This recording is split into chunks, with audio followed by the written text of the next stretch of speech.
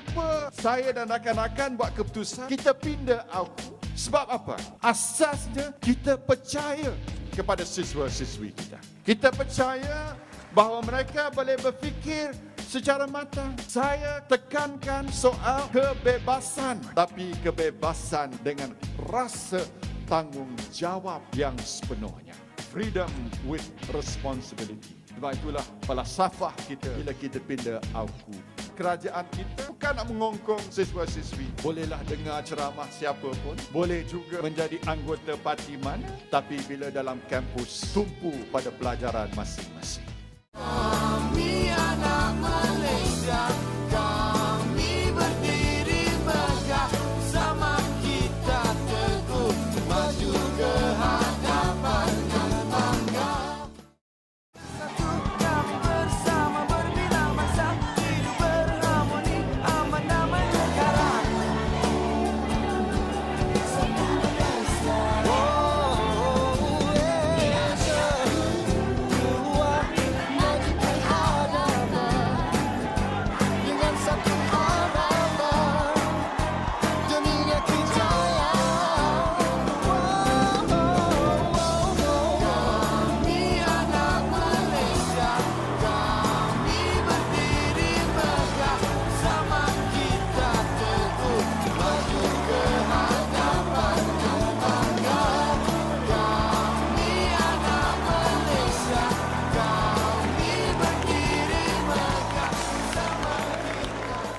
Saya tanya pada diri saya, apakah sebenarnya yang dituntut oleh siswa-siswi kita yang berada di IPTA maupun di IPTS? Apakah sebenarnya jangkaan mereka? Apakah rupa bentuk negara yang mereka ingin mewarisi dan diwarisi oleh kita yang menjadi pemimpin pada hari ini?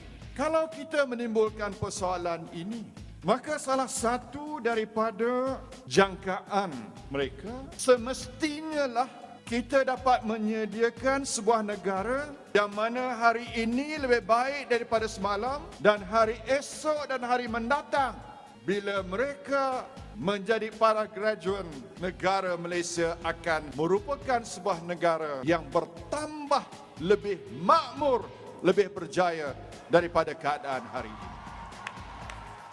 Kita ada perancangan besar berdasarkan pada wawasan negara. Sekurang-kurangnya dalam tempoh 8 tahun akan datang ini, mau tidak mau, kita perlu memastikan negara Malaysia kita dinobatkan sebagai negara maju berpendapatan tinggi.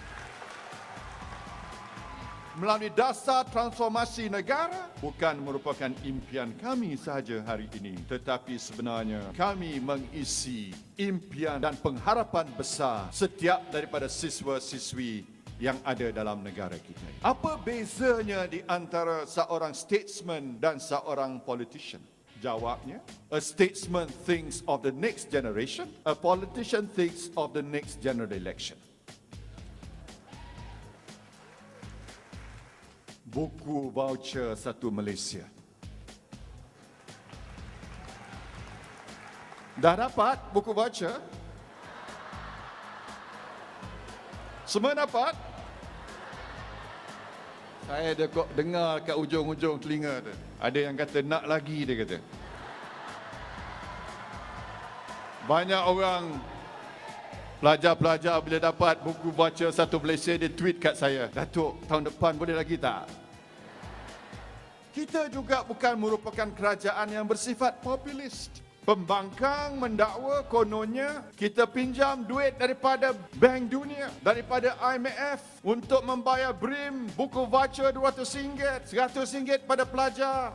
Tuan-tuan dan puan-puan, kita boleh beri segala bantuan ini kerana hasil negara kita telah bertambah. Dan hasil negara kita bertambah sebab kita telah merangsangkan ekonomi kita. Dan ekonomi kita yang terangsang itu menyebabkan hasil negara bertambah dan kutipan cukai yang lebih berkesan juga menambahkan hasil kita.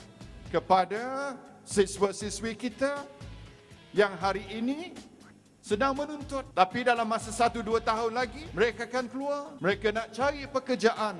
Siapa yang akan sediakan pekerjaan untuk mereka? Kalau kita tidak melakukan perancangan yang begini teratur dan sistematik yang kita telah buat kebelakangan.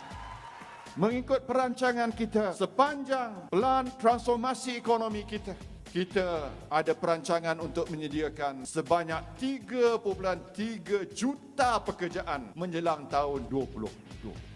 Saudara-saudari sekalian, itulah rancangan kita ini memanglah untuk saudara-saudari sekalian. Dan dasar transformasi negara kita ini, jika berjalan dengan baik dan lancar, maka apa yang kita harapkan itu insya-Allah boleh jadi realiti dan kenyataan. Tok Khalid kata, siswa-siswi ini tak akan benarkan saya berjalan keseorangan, dia kata. Terima kasih. Banyak juga bunyi-bunyi sokong tadi.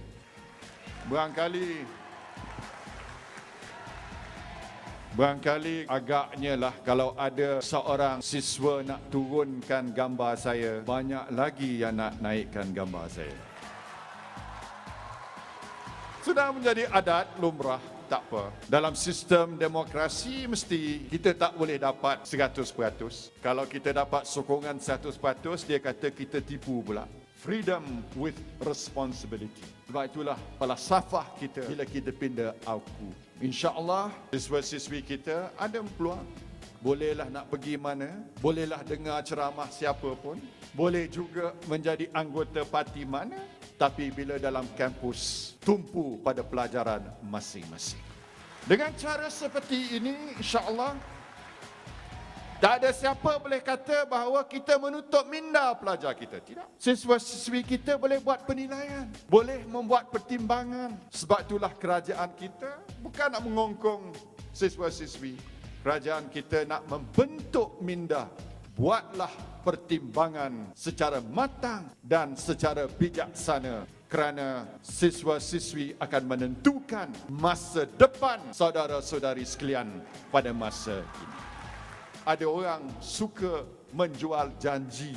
Janji bulan, janji bintang, janji cakrawala.